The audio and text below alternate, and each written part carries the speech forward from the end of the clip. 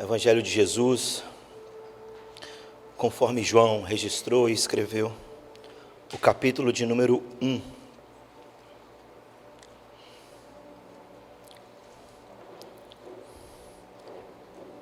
Vou começar uma série hoje nova na igreja,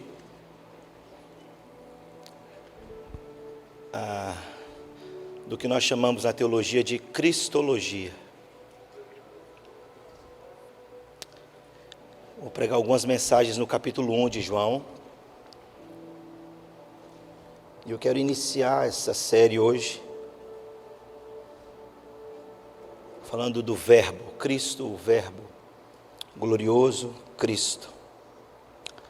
Então acompanha comigo a leitura no capítulo 1, do verso 1 até o verso 8 somente.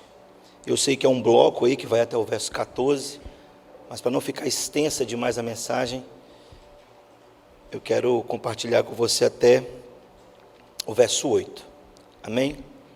Então você que está vindo hoje, não pode perder o próximo domingo, senão você perde a sequência. Amém? Encontrou aí? Diz assim o texto: no princípio era o Verbo, e o Verbo estava com Deus, e o Verbo era Deus. Ele estava no princípio com Deus, todas as coisas foram feitas por intermédio dele, e sem ele nada do que foi feito se fez. A vida estava nele, e a vida era a luz dos homens. A luz resplandece nas trevas, e as trevas não prevalecem contra ela. Houve um homem enviado por Deus, cujo nome era João.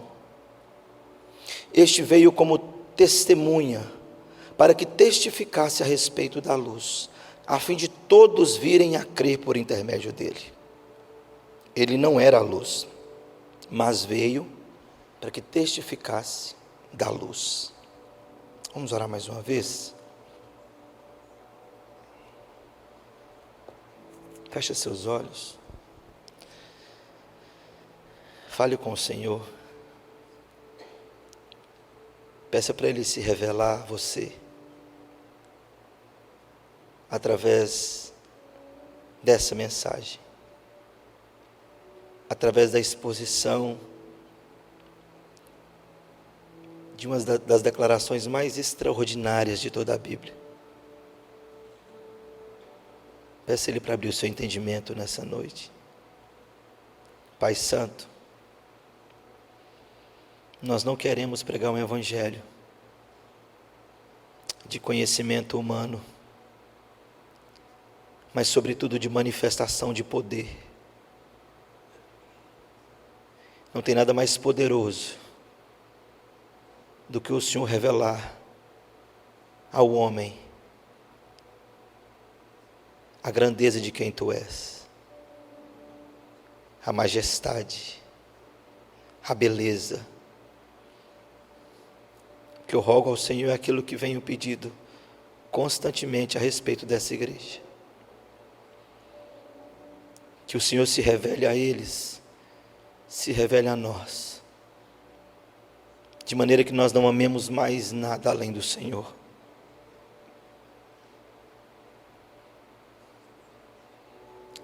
Não existe ninguém mais precioso que o Senhor. Não existe homem mais perfeito, melhor presente. Não existe nada que se compare ao Senhor.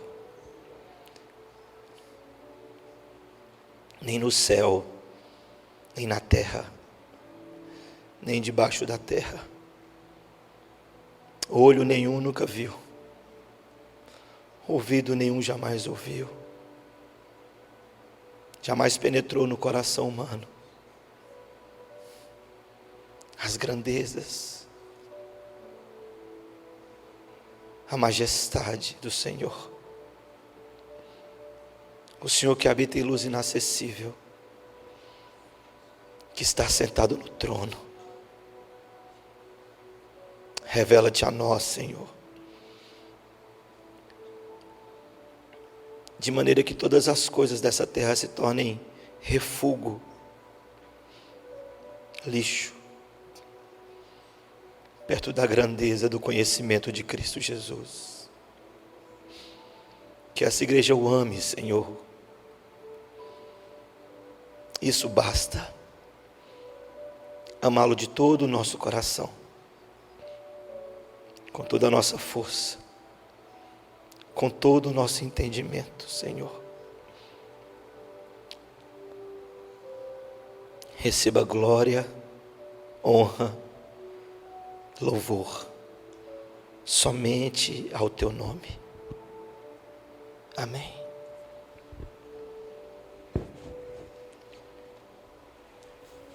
Preste atenção, meu irmão.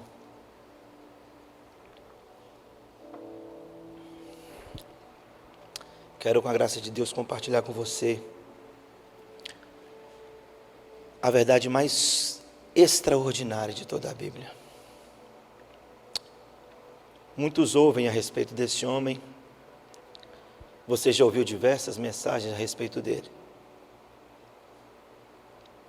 Você já ouviu grandes pregadores falando a respeito dele.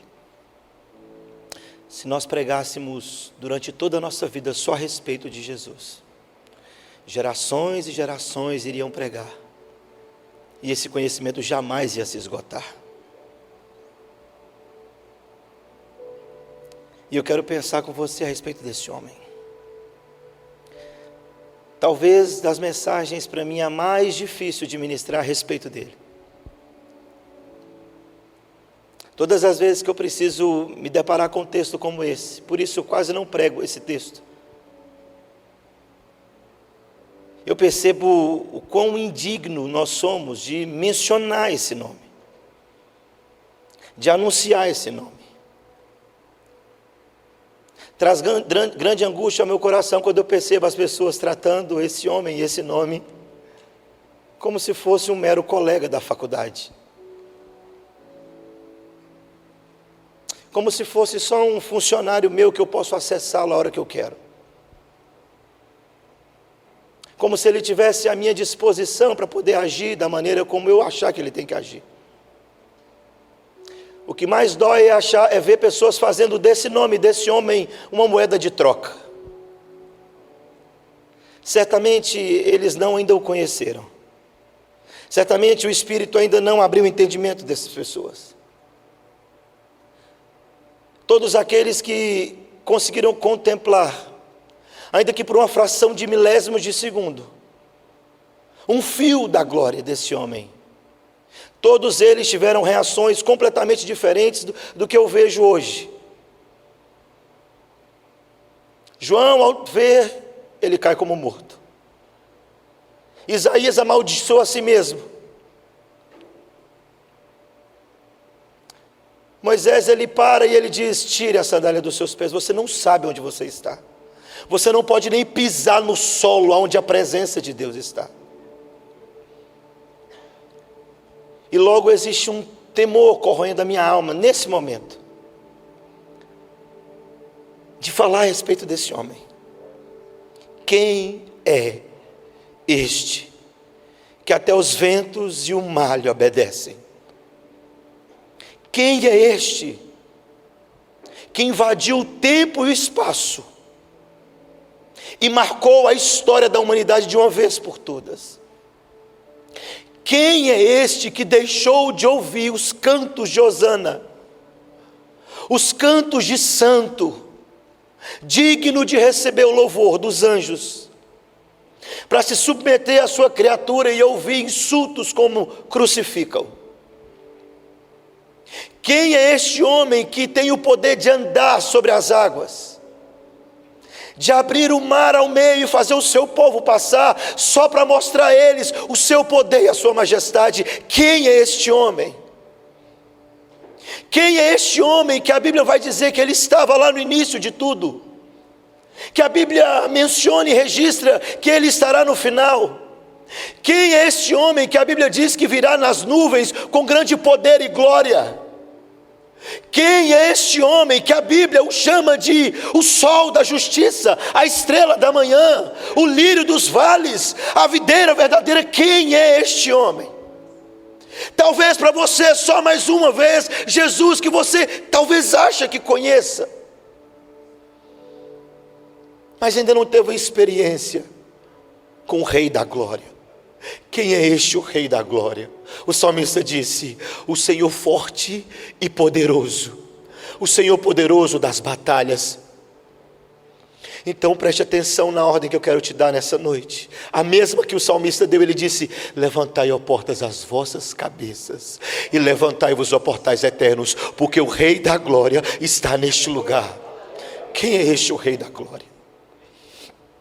Quando nós olhamos para esse texto, nós aprendemos que a Bíblia ela tem 4 evangelhos escritos, mas na verdade o que nós temos é um evangelho só, escrito por 4 evangelistas, pois eles narram a vida de Jesus de maneira bem específica.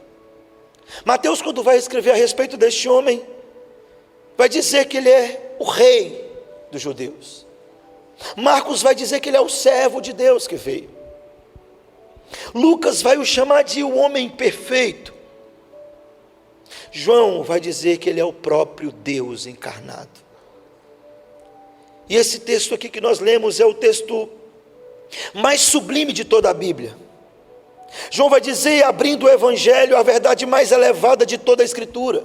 João está mostrando aqui para mim e para você o início, e como o eterno entra no tempo e no espaço, como o Criador pisa no solo criado por ele, como Deus rompe a distância incalculável do pecado, em que o pecado colocou o homem de Deus, como que Deus faz isso para trazer o homem de volta.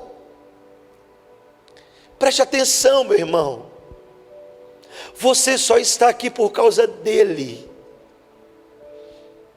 não existe outra razão, outro motivo. Você só consegue respirar, caminhar e andar, porque a Bíblia diz que ele é o ar dos pulmões dos moradores da terra.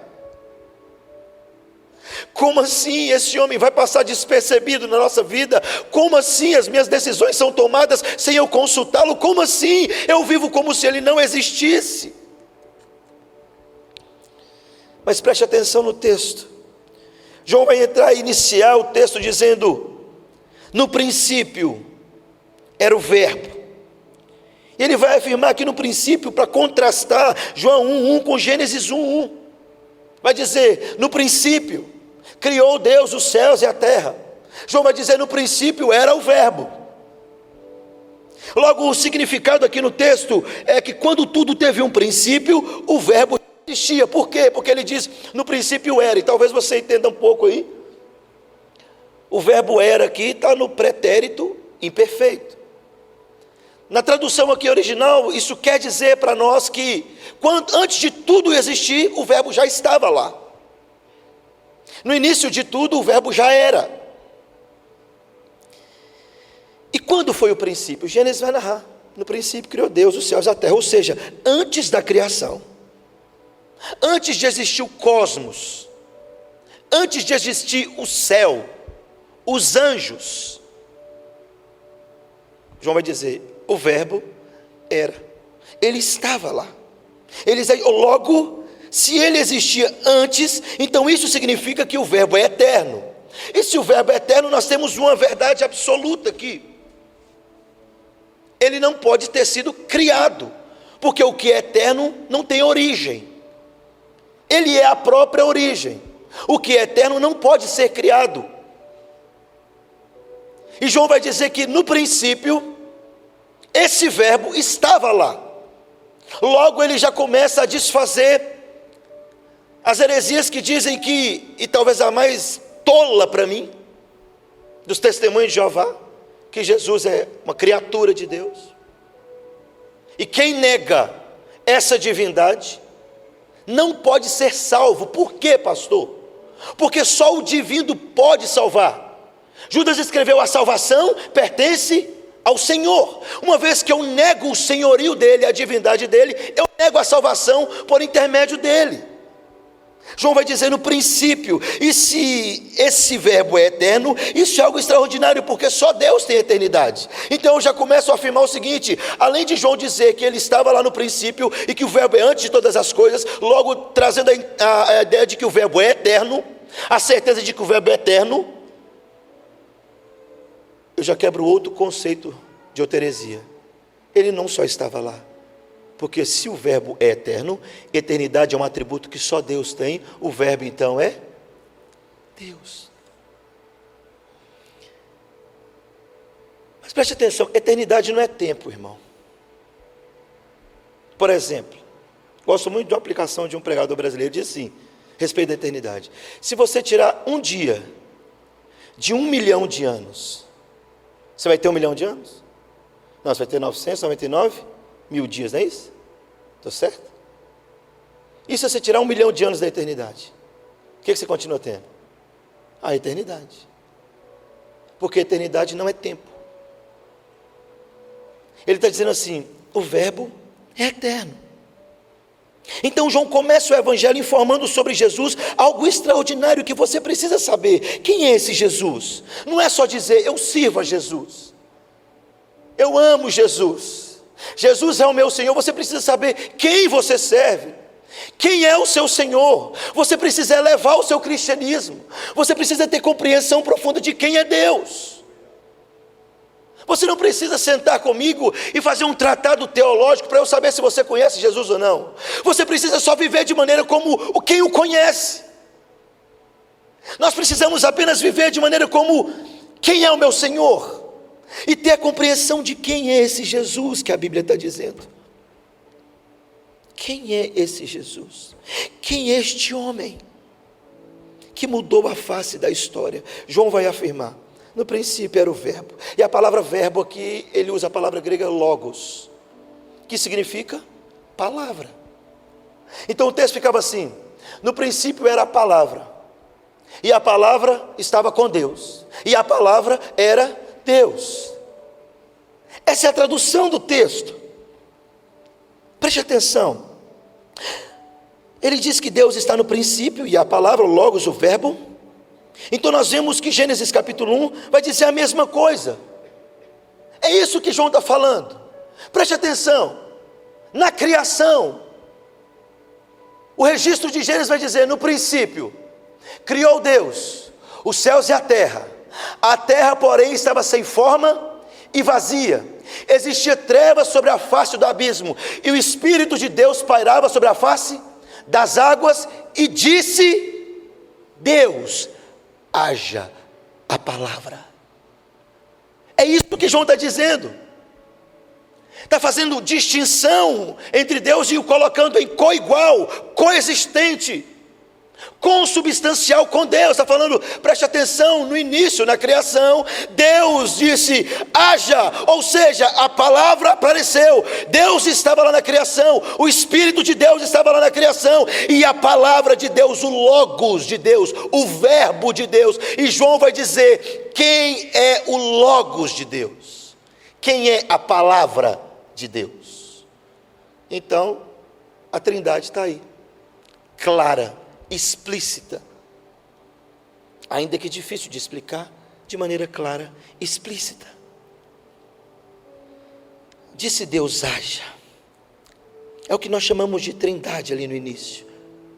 Um Deus em essência, três em caráter: o Deus Pai, o Filho e o Deus Espírito.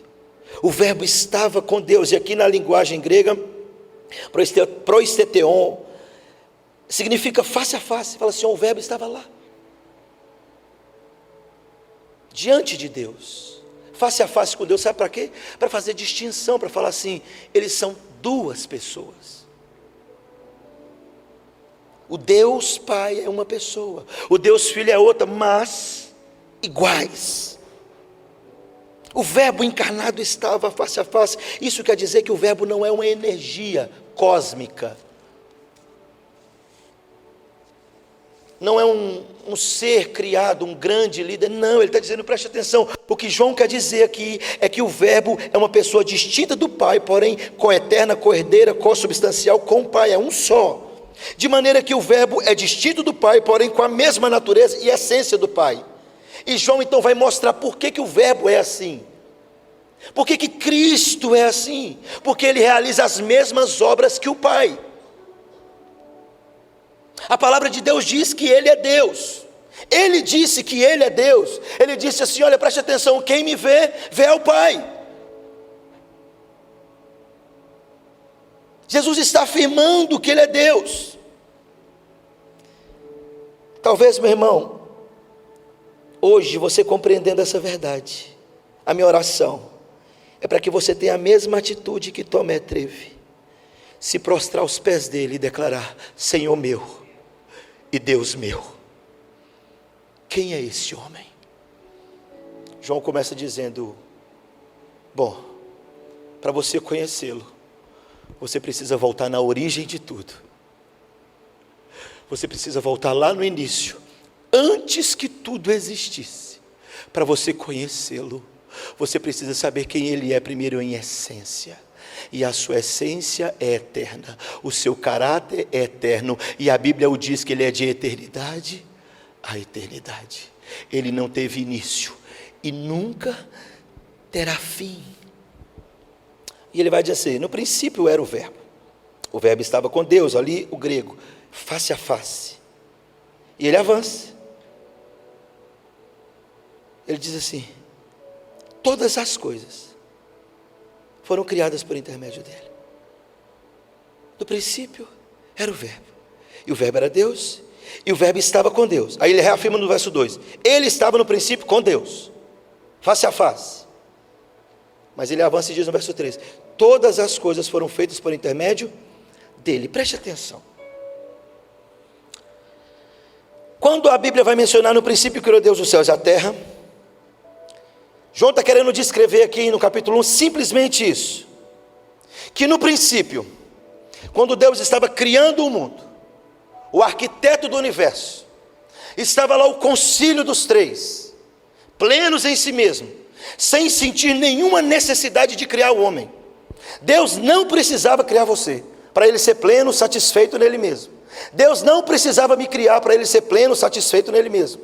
Não, meu filho, você não é o centro do coração de Deus, você não é a fraqueza de Deus, você não é o objeto de Deus. Não, Deus não precisava dessas coisas. Ele era pleno, pleno nele mesmo, pleno no Pai, pleno no Filho, pleno no Espírito Santo, em comunhão, um só. Mas lá no início, o arquiteto do universo, o Deus Pai, olha e fala o seguinte: eu vou criar.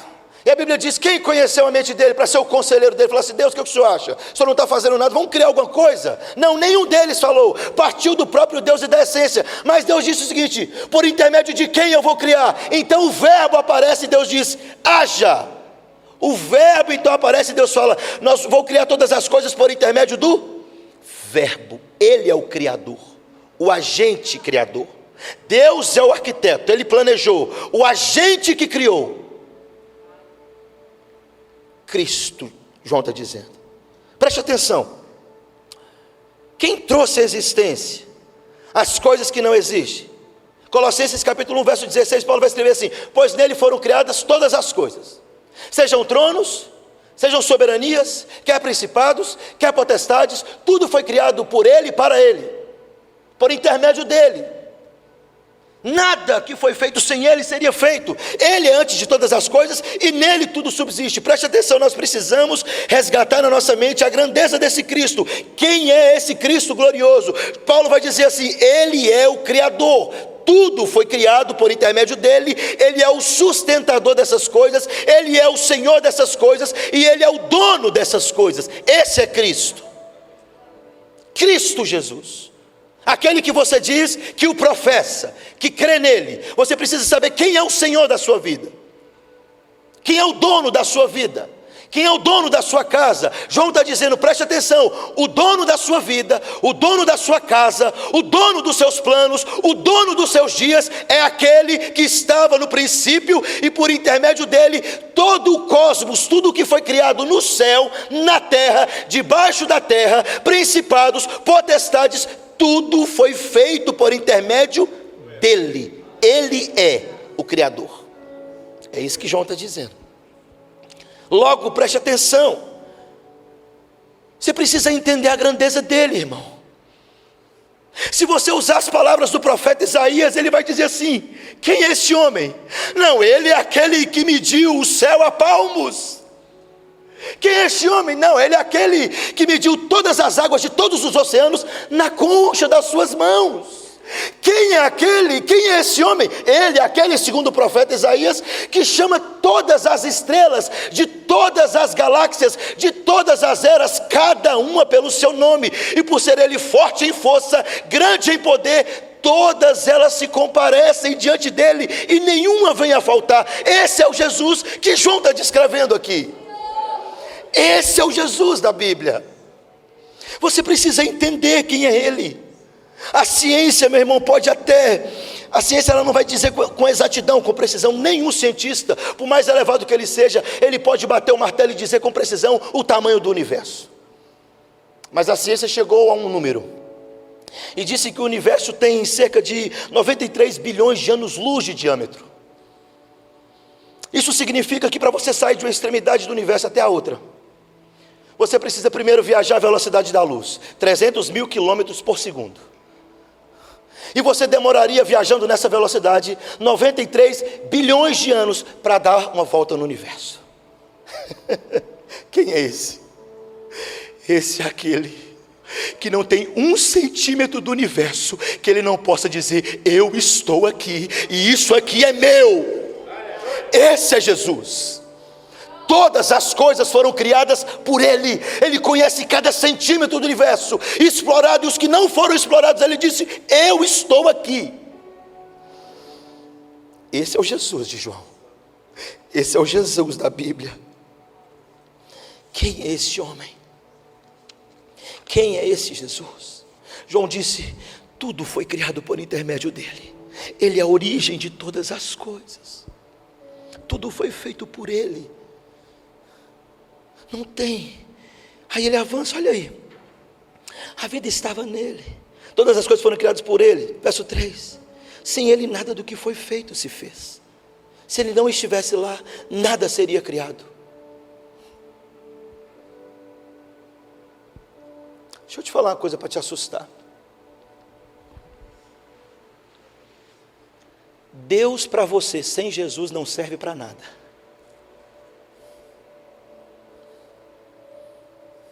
Sabia disso? Não tem esse negócio de Jeová Deus. Deus para você, Jeová Deus ou qualquer um, não serve para você sem Jesus. Por quê? Porque a Bíblia diz que ele é o autor, ele quem dá, e o consumador da fé.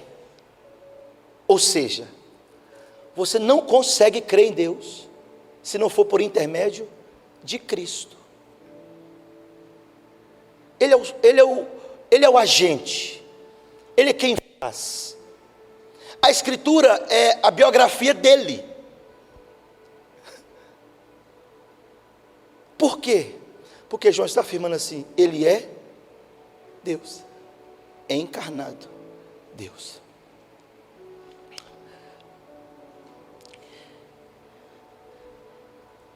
Mas preste atenção, verso 4 e 5. A vida estava nele, e a vida era a luz dos homens. Sabe o que João está dizendo? Que não tem nenhum ser capaz de dar vida em si mesmo. Não tem nenhum ser capaz de a si mesmo dar vida. Todo o ser, depois dele, foi criado por ele. Só ele é capaz de ser autoexistente. Só ele estava antes de tudo. O era, a origem. Pastor, quando é que tudo começou?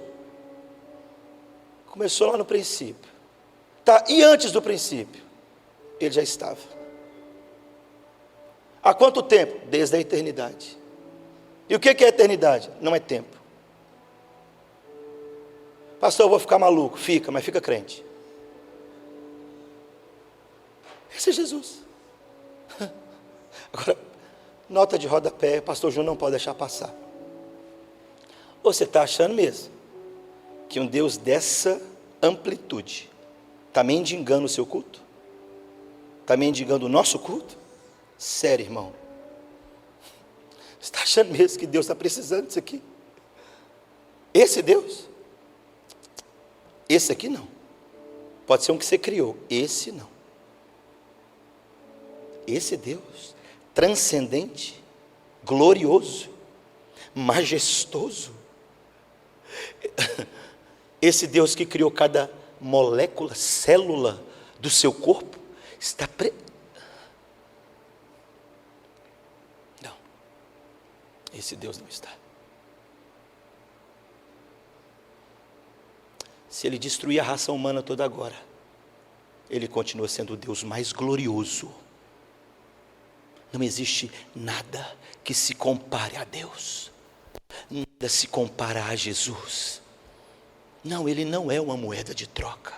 Não, filho, você não consegue determinar nada para esse Deus aqui, não.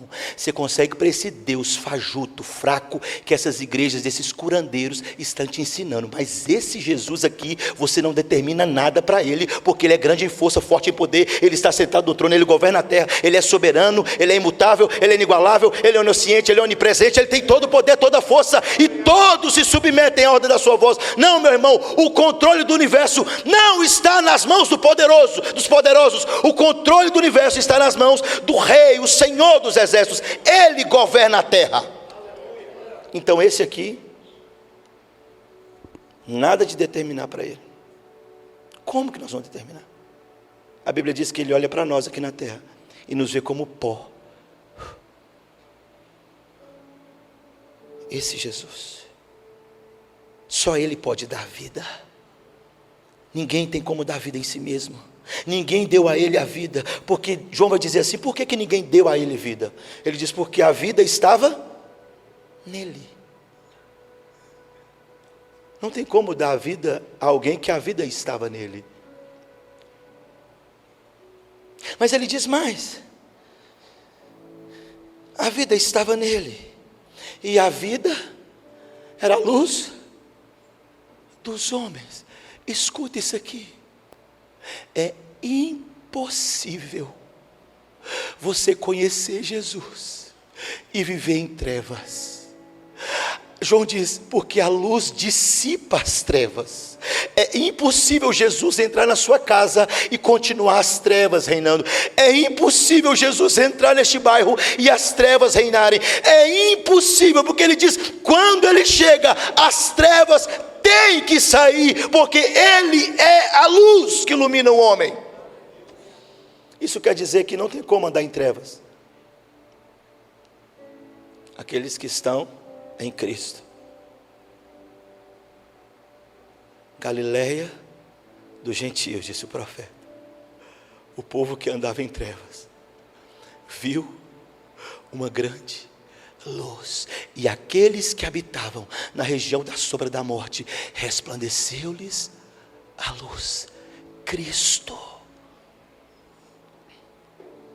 Esse é o registro. Mas ele avança, depois ele mostrar a divindade de Cristo, a autoexistência de Cristo, a essência dele com Deus, de ser Deus. Ele avança e vai fazer menção à profecia. Malaquias capítulo 3, a profecia vai dizer, eis que eu envio o meu mensageiro, que preparará o caminho diante de mim. De repente virá o seu templo, o Senhor, a quem vós buscais, o anjo da aliança, a quem vós desejais, eis que ele vem, diz o Senhor dos exércitos. O que João está fazendo menção, a profecia do profeta Isaías, quando ele disse, preparai o caminho do Senhor, vós que clamam do deserto, endireitai as suas veredas. João então vai registrar no capítulo 1, e vai dizer o seguinte, preste atenção, leia comigo isso aí, ele vai dizer assim, houve um homem enviado por Deus, cujo nome era João. Presta atenção nisso aqui. Irmãos, nós estamos falando aqui do período que nós chamamos de período intertestamentário. Um período de silêncio de Deus de 400 anos. Desde a profecia do profeta Malaquias até a chegada de João Batista. Agora você pensa comigo. Escute isso aqui. João, o precursor de Jesus, João Batista. 400 anos que Deus não falava nada, um silêncio de Deus. De repente a Bíblia, João vai dizer assim: houve um homem enviado por Deus. Deus chama João Batista e fala assim: eu vou quebrar o silêncio de 400 anos que eu não falo, João, e vou falar com você, e você vai transmitir ao povo, preparar o caminho do verbo. A palavra João vai ser revelada ao homem. João, preste atenção, você vai anunciar o maior de todos os acontecimentos da história, maior do que a criação, João. João, eu vou colocar sobre os seus ombros a responsabilidade de anunciar o eterno entrando no tempo e no espaço, João. João, preste atenção, eu vou quebrar o silêncio e eu vou revelar você com poder e autoridade, para que você pregue a essa geração o eterno se fazendo carne. João, preste atenção, João. Você vai anunciar aquele que habita em uma luz inacessível e que vai descer até nós. Então preste atenção em João. João chega e começa a pregar. João começa então a anunciar. Mas eu quero que você aprenda uma coisa comigo. Versos 7 e 8. 6, 7 e 8. Houve um homem enviado por Deus, cujo nome era João.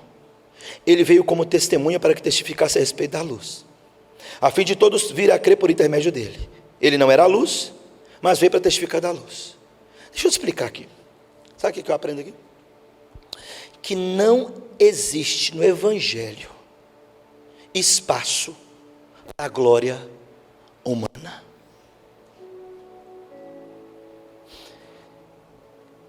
Logo, meu irmão, preste atenção, nunca queira receber uma glória que não é sua. João entendeu isso. Quando João aparece pregando, escute isso aqui, eu fico impressionado com o João. Quando João aparece pregando, apareceu onde? No templo? Com ar-condicionado? Ele apareceu na cidade de Jerusalém? No Sinédrio? Só que a Bíblia vai dizer que homens de todas as cidades, todas as vilas, despencavam das suas cidades e ia para um deserto, com um sol escaldante durante o dia, um frio terrível durante a noite, cheio de pedras, de montanhas, de vales. Esse povo descia até lá, para ver o homem vestido de peles finas, roupas finas. Não. Afluía multidão de toda parte, para o deserto, para ouvir João Batista pregar. Agora escute isso aqui. O ministério de João Batista sacudiu toda a Palestina. O ministério de João Batista foi tão bem sucedido, tão intenso, que eles chegaram para João e falaram assim: porventura você não é o Cristo? Preste atenção, olha o nível de unção, de poder desse pregador. Eles chegaram para ele assim e falaram assim: não tem condição que nós estamos ouvindo. Acaso você não é o Cristo, o Messias? Irmão, imagina se João Batista fosse igual aos pregadores vaidosos que nós temos hoje em dia. Põe o tapete vermelho que o pastor vai entrar. Se não tiver uma garagem para o pastor nem ler o prego, vai para o inferno.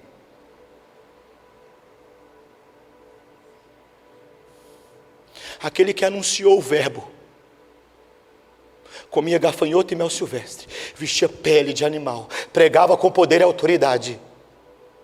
E eles olharam para ele e disse: não tem condição essa mensagem. Por acaso você não é o Cristo? Tem muito poder nessa mensagem. Por acaso você não é o Messias? E João, interrogado, disse: não, eu não sou o Cristo. Não, eu não sou a luz. Eu só vim testificar a respeito da luz. Eu não sou nem digno de desatar a correia das sandálias do verbo, João está dizendo. Você imagina se fosse hoje, irmãos, pregador vaidoso falando, não, é verdade, eu acho que eu sou o Cristo mesmo, que o ministério está avançando, a multidão está indo me ouvir. Uau, eu sou um grande homem de Deus, então Deus está me usando, chegou a minha hora. João disse, não, eu não sou a luz, eu não sou o noivo, eu sou amigo do noivo. Na verdade o noivo vai vir, e quando ele aparecer, esse que eu estou anunciando, quando ele vier, eu não posso nem desatar a correia das suas sandálias. Eu não sou digno de estar perto dele, eu não sou digno de estar diante dele. Imagina a multidão ouvindo isso, imagina o povo ouvindo isso. E na verdade quem foi questionar João a respeito disso?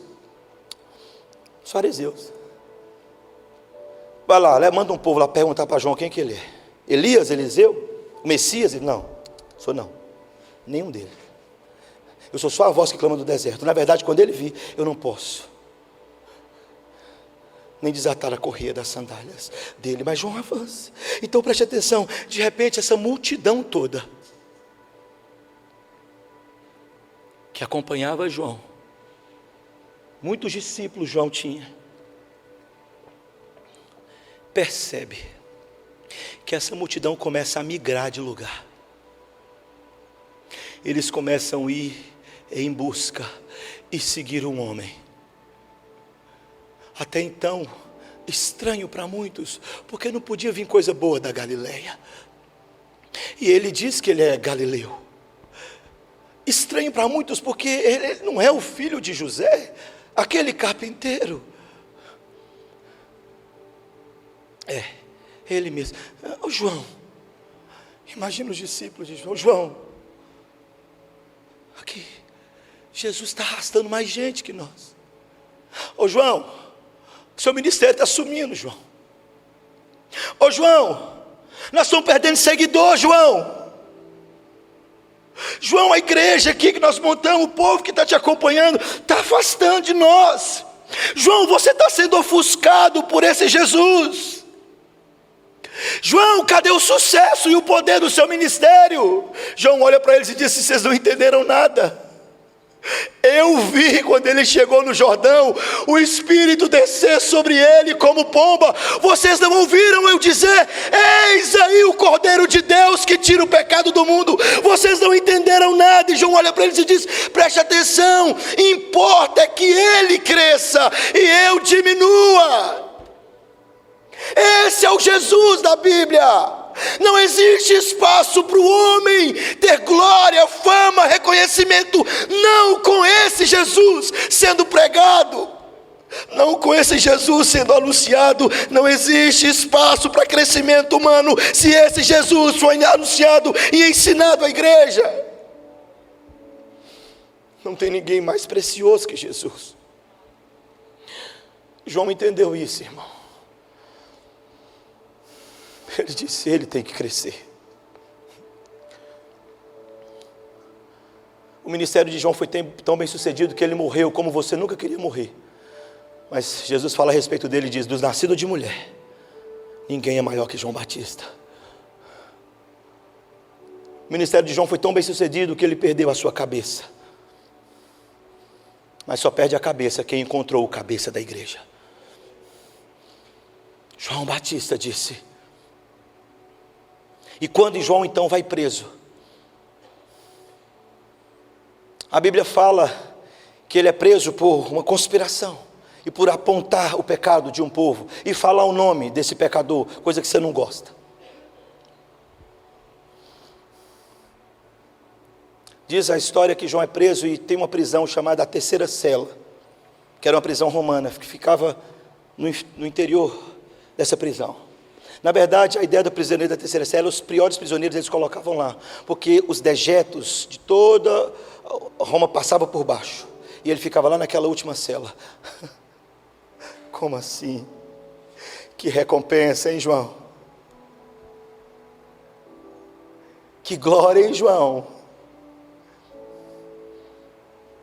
O profeta falou de você, João. Não era para você ser um grande homem. o homem da maior igreja da Palestina, João. Deus não escolheu você. Como assim terminar sua vida na pior cela romana? Essa glória ninguém quer, né? Nós não queremos a glória do Calvário. João então entra em conflito e diz: vai lá e pergunta para ele se ele é o Messias ou nós temos que esperar outro. O Messias responde: vai lá e fala para João, relata para João uma profecia. Os cegos veem, os coxos andam, aos pobres é pregado o evangelho, e ai daquele que se escandalizar por causa do meu nome. Então João deve ter olhado e falar assim: pode cortar minha cabeça, eu encontrei o cabeça, o verbo, pode me sentenciar, em poucos segundos eu estarei gozando da glória, a verdadeira glória do evangelho. Cristo, o verbo. Mas ele avança. João diz assim: eu não sou o noivo, ele é o noivo, mas eu me alegro com a obra do noivo. Sim, irmão, ele é divino. João, o evangelista João está dizendo assim: olha, preste atenção, ele é divino. O verbo encarnado é Deus, o próprio Deus. Então João, para provar, o evangelista, para provar a divindade de Jesus, ele então registra 7 milagres, que ele chama de sinais. E por que o sinal? Porque o sinal aponta para algo muito maior do que a realidade. E João então vai registrar no capítulo 1 os milagres que Jesus fez. No capítulo 2 ele vai transformar água em vinho. No capítulo 4 Jesus vai curar o filho de um oficial romano à distância. Nunca se viu isso em toda a história. No capítulo 5 ele vai curar um paralítico que há 38 anos sofre. Ele está numa porta das ovelhas, perto de um tanque, esperando o anjo agitar água. Jesus fala: quer ser curado? Ele diz: quero, mas ninguém me põe lá dentro da água. Ele fala: levanta, toma a tua maca e anda. Como assim? No capítulo 6 ele vai multiplicar pães e peixes, vai alimentar uma multidão. No capítulo 9 ele vai curar um cego de nascença. Ninguém na história tinha feito tal coisa. Jesus aparece e começa a fazer. No capítulo 11 ele vai ressuscitar Lázaro ao 4º dia, para João mostrar que ele é divino, que ele é Senhor, que o verbo que se fez carne é o próprio Deus. Esse Jesus, manifestado em carne, justificado em espírito, visto por anjos, anunciado e pregado aos gentios, crido no mundo, recebido na glória, ele está dizendo: ele é o Senhor. Mas preste atenção, ele avança mais ainda. O evangelista está apresentando para o povo que esse Jesus, ele é Deus, pleno Deus, 100% Deus. Para cada milagre, uma expressão que nós vimos só Deus falar. Diz a história e o relato bíblico que o povo está sofrendo no Egito. Deus então ouve o clamor do povo. Deus desce à terra, chama Moisés e diz: vai para o monte. E ele chega lá e começa a falar para Moisés: eu ouvi o clamor do meu povo, e eu vou libertar o meu povo do cativeiro. E Moisés então fala: mas Senhor, o que eu vou dizer para o povo? Quem me enviou? Ele disse: Moisés, vira para o povo e diz: o eu sou te enviou. Eu sou o que sou. João vai registrar então, porque o verbo vem à terra, e ele vira para um povo e diz assim: eu sou o pão da vida. Eu sou a luz do mundo. Eu sou o bom pastor. Eu sou a porta. Eu sou a videira verdadeira. Eu sou a ressurreição e a vida. Eu sou o caminho, a verdade e a vida. E por que 7 milagres e 7 declarações eu sou? Porque 7 na Bíblia tem a ver com totalidade, com perfeição, com completude. O que João está querendo dizer para mim e para você, preste atenção. O eu sou veio até nós. De fato ele é divino. De fato ele é Deus. O povo com fome, ele multiplica pão e peixe e fala assim: eu sou o pão da vida.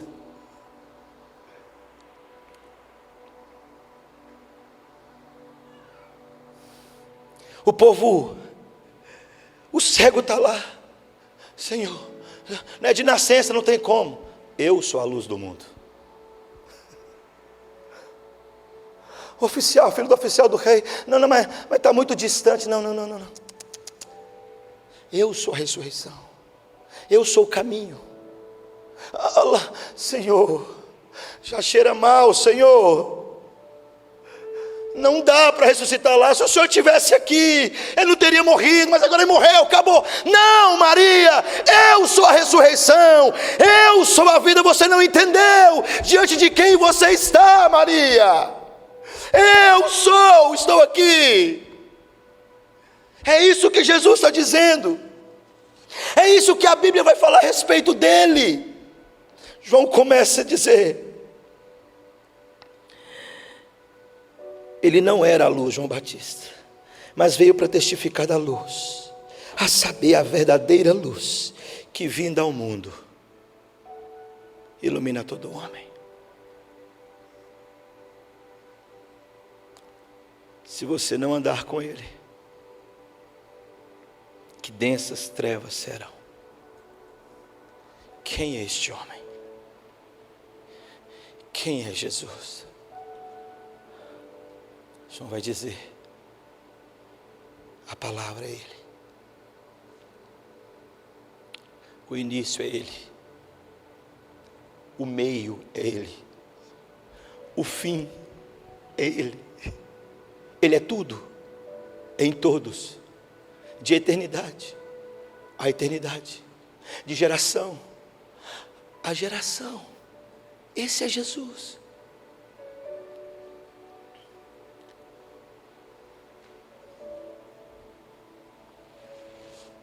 Então a crise do homem de sempre saber quem é ele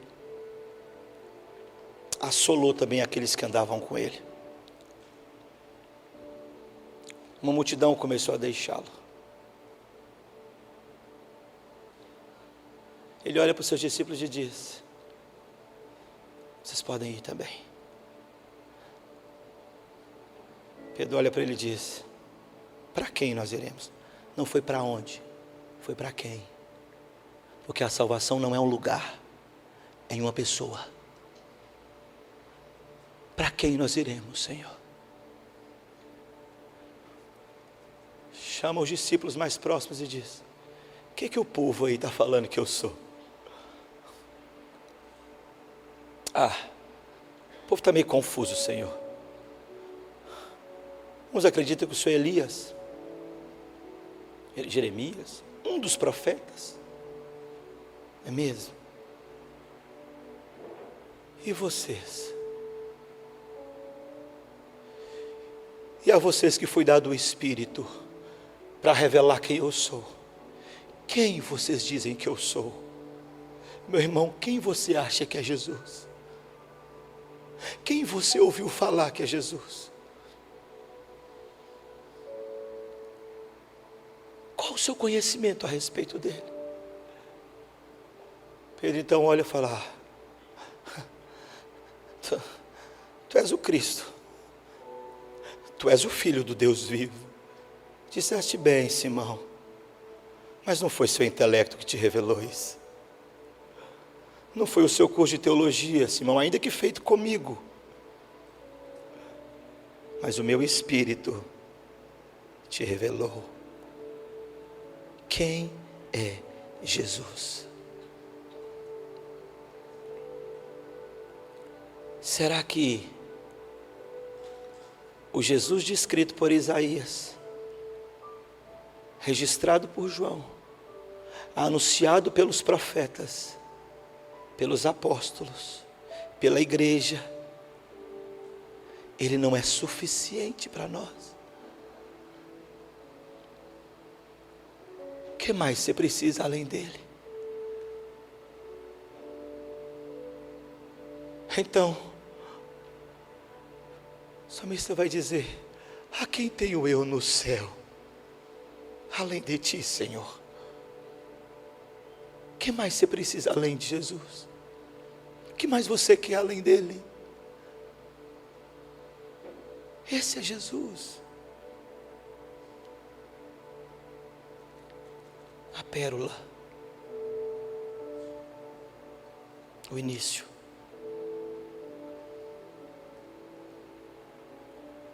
Ele vai dizer a João no final: João, escreve essas coisas, porque essas palavras são fiéis e verdadeiras. Eu sou João, eu que falo contigo, eu sou João, o Alfa. João, eu sou o Ômega. João, eu sou o princípio. João, eu sou o fim. Esse é o testemunho a meu respeito, João. É por isso que a morte não pode me conter, João. Eu detenho nas minhas mãos a chave da morte e do inferno, João. É por isso que o tempo e o espaço não pode me deter, João. Eu estou em todo lugar, em todo tempo, a qualquer momento. Eu estou com vocês. É por isso que nada pode parar, João. Nada pode deter o evangelho, nada pode parar a mensagem. João, nada pode impedir. Se eu agir, ninguém pode impedir. Escreve essas coisas porque são fiéis e verdadeiras. Eu sou João. Quem é Jesus para você?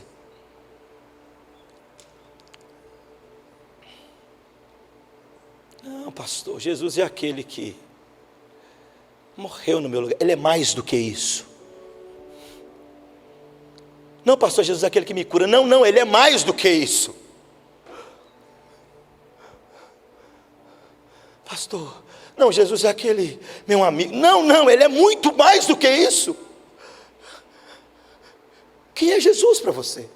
Não, pastor, Jesus é o Senhor. Não, ele é mais do que isso.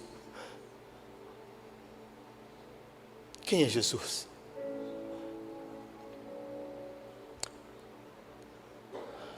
Os anjos me ensinam e te ensinam quem é Ele. Isaías capítulo 6 vai dizer: no ano da morte do rei Uzias, eu vi o Senhor assentado num alto e sublime trono. As abas das suas vestes enchiam o templo. Serafins voavam em volta dele. Cada um tinha 6 asas. Com 2 cobria o rosto, com 2 cobriam os seus pés, e com 2 voavam e entoavam um cântico ao verbo Deus. Santo, Santo, Santo é o Senhor dos exércitos. Toda a terra está cheia da sua glória. Jesus é muito mais do que só aquele que morreu. Jesus é muito mais do que só aquele que ressuscitou, aquele que te cura, aquele que cuida. Não, Ele é o Rei de toda a glória. Ele é o Senhor do universo, do céu, da terra. Ele é o Senhor soberano, absoluto, Rei dos reis, Senhor dos senhores. Esse é Jesus de Nazaré. Esse é o Senhor da igreja. Esse é o Senhor da Bíblia. Esse é Jesus, imutável, inigualável, incomparável, grande em força, forte em poder. Esse é Jesus que lançou os fundamentos da terra, abalou as estruturas, dá ordem ao oceano e diz: até aqui tu vens, daqui para cá não passe, e cada onda obedece à ordem da sua voz. Esse é Jesus. Aí você acha que um câncer vence esse Jesus. Você ainda não conheceu Jesus. Ele é incrível. Você nunca pensou a respeito dele assim? Nunca pensou? Você nunca pensou nos quadros que ele foi pintando no decorrer da sua vida? Você nunca pensou naquela mulher que foi pega em flagrante adultério? E ele pinta o quadro da história dessa mulher. Você nunca pensou nele assim? Esse ser extraordinário, eterno, supremo, ele desce, ele se encarna, ele vem, e ele não deixa de ser divino. Ele chega para aquela mulher e fala o seguinte: preste atenção, quem não tiver pecado, pode sentenciar essa moça. Senhor, onde estão os teus acusadores? Olha o quadro, foram embora, nem eu tampouco te condeno, vai, não peques mais. Você nunca pensou nele assim? Um Deus que conhece o passado, porque ele era, é e será. Ele chega para a mulher num tanque, a mulher fala: você me dá água? O senhor está pedindo para mim, uma samaritana? Se você soubesse quem está te pedindo água, filha, você me pediria. Eu sou a fonte da água da vida, filha. Você me pediria. Você está precisando de vida, é só isso que está. Mas Senhor, o poço é fundo, não tem como você tirar água. Faz o seguinte, filha, vai lá e chama o seu marido. Eu não tenho marido. Disseste bem, filha. Já tiveram alguns, e o que você tem agora não é seu. Veja o que és profeta. Não, eu não sou só o profeta, eu sou o profeta e a profecia. Eu sou, chegou até vocês, o Emanuel. Você nunca pensou em Jesus assim? Você nunca pensou no Deus eterno?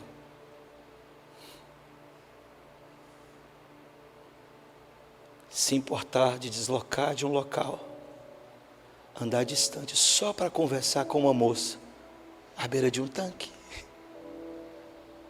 atravessar o mar para curar um homem.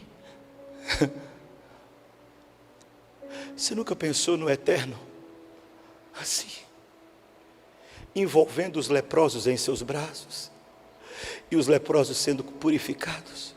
Você acha que é um conto? Você acha que é uma história? Inventaram essa história. Quem é Jesus? Quem é Jesus para você? Quando as coisas não vão bem, quem é Jesus para nós?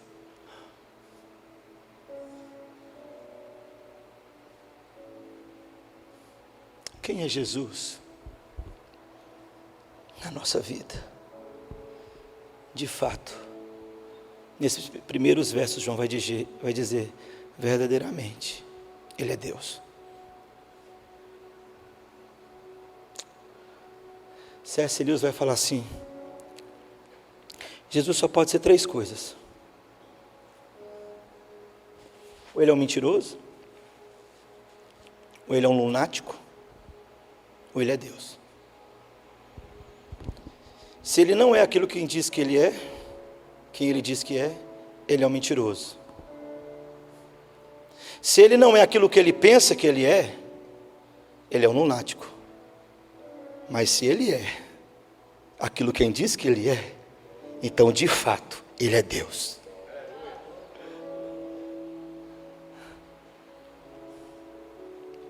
Quem é Jesus para nós? Na minha vida, na minha casa, na vida dos meus filhos, eu vou ensiná-los quem Ele é. Meus filhos não podem ir diante dEle de qualquer maneira. Ele é o Verbo, Ele é a palavra. Meus filhos não podem se relacionar com Ele de qualquer maneira. Lá na minha casa, Ele é o Rei da Glória. Quem é Jesus na sua casa? Na minha casa Ele é o Senhor forte e poderoso, o Senhor poderoso das batalhas. Na minha casa Ele é o Deus Emanuel, que vai estar conosco nos dias bons e nos dias ruins, Ele estará conosco. Na minha casa Ele é o pastor que conduz. Quem é Jesus para você? Eu amo essa aplicação a respeito de Jesus. Eu não posso falar dele sem concluir com essa aplicação. Eu sei que você já conhece ela.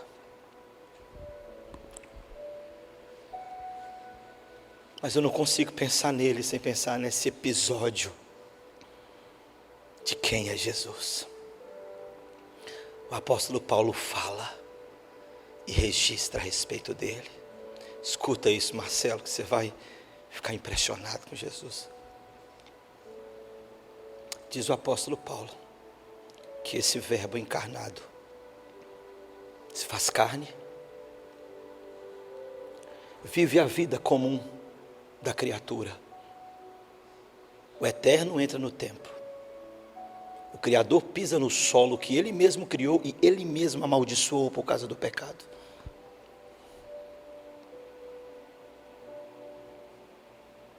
É mal compreendido por muitos,